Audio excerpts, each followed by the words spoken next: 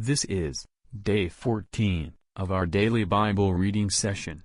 Today we would be reading Genesis chapters 43 through chapter 46. Genesis chapter 43. Now the famine was severe in the land. And it came to pass, when they had eaten up the grain which they had brought from Egypt, that their father said to them, Go back, buy us a little food. But Judah spoke to him, saying, The man solemnly warned us, saying, You shall not see my face unless your brother is with you. If you send our brother with us, we will go down and buy you food. But if you will not send him, we will not go down. For the man said to us, You shall not see my face unless your brother is with you. And Israel said, Why did you deal so wrongfully with me as to tell the man whether you had still another brother? But they said, The man asked us pointedly about ourselves and our family, saying, Is your father still alive? Have you another brother? And we told him according to these words. Could we possibly have known that he would say, Bring your brother down? Then Judah said to Israel his father, Send the lad with me, and we will arise and go, that we may live and not die, both we and you, and also our little ones. I myself will be surety for him. From my hand you shall require him. If I do not bring him back to you and set him before you, then let me bear the blame forever. For if we had not lingered, surely by now we would have returned this second time. And their father Israel said to them, If it must be so, then do this. Take some of the best fruits of the land in your vessels, and carry down a present for the man, a little balm and a little honey, spices and myrrh, pistachio nuts and almonds. Take double money in your hand, and take back in your hand the money that was returned in the mouth of your sacks. Perhaps it was an oversight. Take your brother also, and arise, go back to the man. And may God Almighty give you mercy before the man, that he may release your other brother and Benjamin. If I am bereaved, I am bereaved. So the men took that present and Benjamin, and they took double money in their hand, and arose and went down to Egypt. And they stood before Joseph. When Joseph saw Benjamin with them, he said to the steward of his house, Take these men to my home, and slaughter an animal, and make ready, for these men will dine with me at noon. Then the man did as Joseph ordered, and the man brought the men into Joseph's house. Now the men were afraid, because they were brought into Joseph's house, and they said, It is because of the money which was returned in our sacks the first time that we are brought in, so that he may make a case against us and seize us, to take us as slaves with our donkeys. When they drew near to the steward of Joseph's house, they talked with him at the door of the house and said, O sir, we indeed came down the first time to buy food, but it happened when we came to the encampment that we opened our sacks, and there each man's money was in the mouth of his sack, our money in full weight, so we have brought it back in our hand. And we have brought down other money in our hands to buy food. We do not know who put our money in our sacks. But he said, Peace be with you. Do not be afraid. Your God and the God of your father has given you treasure in your sacks. I had your money. Then he brought Simeon out to them. So the man brought the men into Joseph's house and gave them water, and they washed their feet, and he gave their donkeys feed. Then they made the present ready for Joseph's coming at noon, for they heard that they would eat bread there. And when Joseph came home, they brought him the present which was in their hand into the house, and bowed down before him to the earth. Then he asked them about their well-being, and said, Is your father well, the old man of whom you spoke? Is he still alive? And they answered, Your servant, our father, is in good health. He is still alive. And they bowed their heads down and prostrated themselves. Then he lifted his eyes and saw his brother Benjamin, his mother's son, and said, Is this your younger brother of whom you spoke to me? And he said, God be gracious to you, my son. Now his heart yearned for his brother. So Joseph made haste and sought somewhere to weep. And he went into his chamber and wept there. Then he washed his face and came out. And he restrained himself and said, Serve the bread. So they set him a place by himself, and them by themselves, and the Egyptians who ate with him by themselves, because the Egyptians could not eat food with the Hebrews, for that is an abomination to the Egyptians. And they sat before him, the firstborn according to his birthright, and the youngest according to his youth. And the men looked in astonishment at one another. Then he took servings to them from before him, but Benjamin's serving was 5 times as much as any of theirs. So they drank and were merry with him. Genesis chapter 44. And he commanded the steward of his house, saying, Fill the men's sacks with food, as much as they can carry, and put each man's money in the mouth of his sack. Also put my cup, the silver cup, in the mouth of the sack of the youngest and his grain money. So he did according to the word that Joseph had spoken. As soon as the morning dawned, the men were sent away, they and their donkeys. When they had gone out of the city and were not yet far off, Joseph said to his steward, Get up, follow the men, and when you overtake them, say to them, Why have you repaid evil for good? Is not this the one from which my Lord drinks, and with which he indeed practices divination? You have done evil in so doing. So he overtook them, and he spoke to them these same words, and they said to him, Why does my Lord say these words? Far be it from us that your servants should do such a thing. Look, we brought back to you from the land of Canaan the money which we found in the mouth of our sacks. How then could we steal silver or gold from your Lord's house? With whomever of your servants it is found, let him die, and we also will be my Lord's slaves. And he said, Now also let it be according to your words. He with whom it is found shall be my slave, and you shall be blameless. Then each man speedily let down his sack to the ground, and each opened his sack. So he searched. He began with the oldest, and left off with the youngest. And the cup was found in Benjamin's sack. Then they tore their clothes, and each man loaded his donkey and returned to the city. So Judah and his brothers came to Joseph's house, and he was still there. And they fell before him on the ground. And Joseph said to them, What deed is this you have done?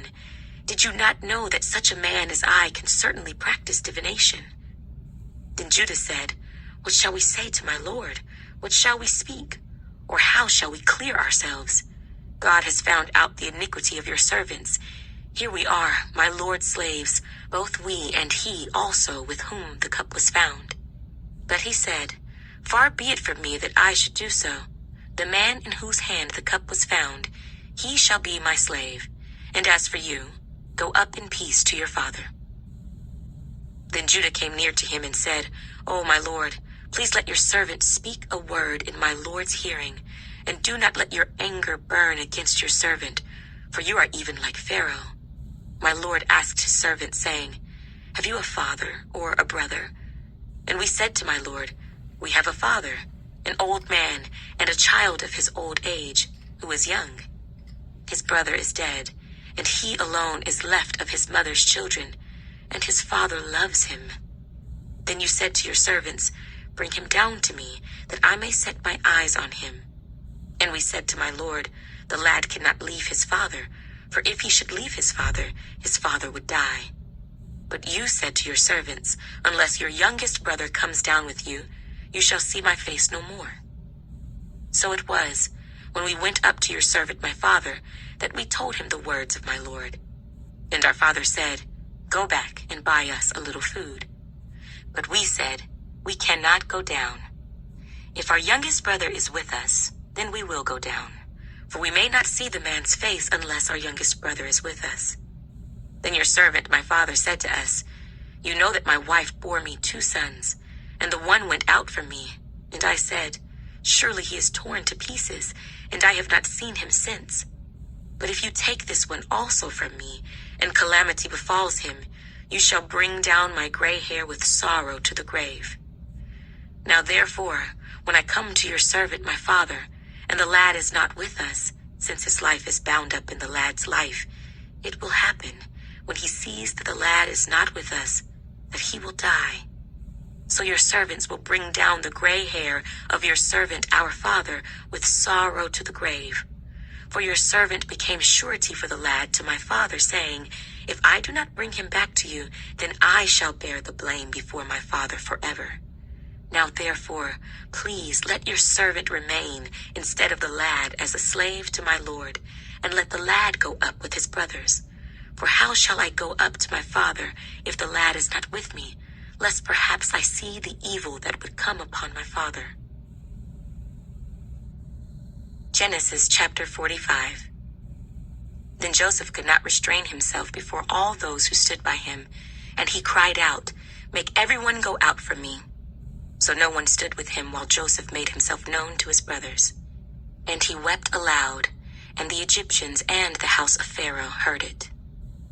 Then Joseph said to his brothers, "I am Joseph. Does my father still live?"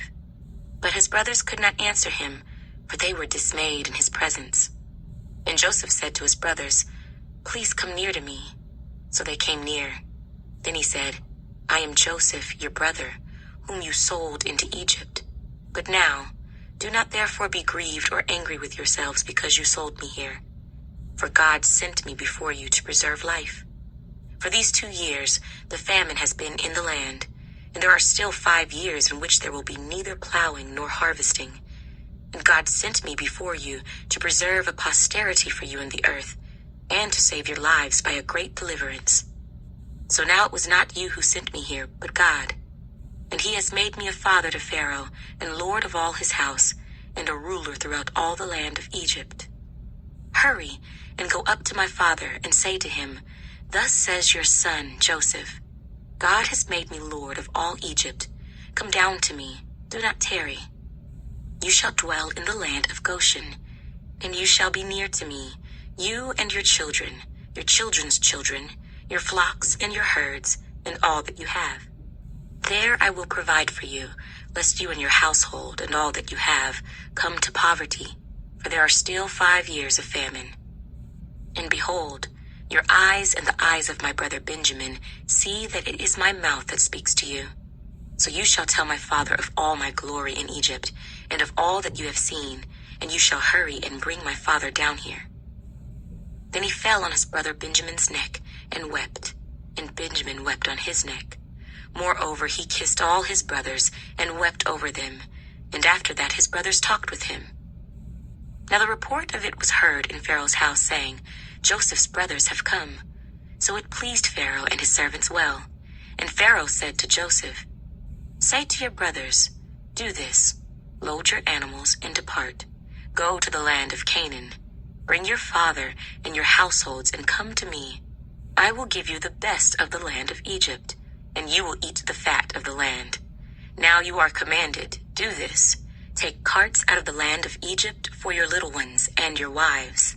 Bring your father and come.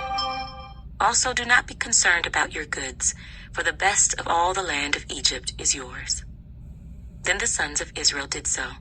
And Joseph gave them carts according to the command of Pharaoh, and he gave them provisions for the journey.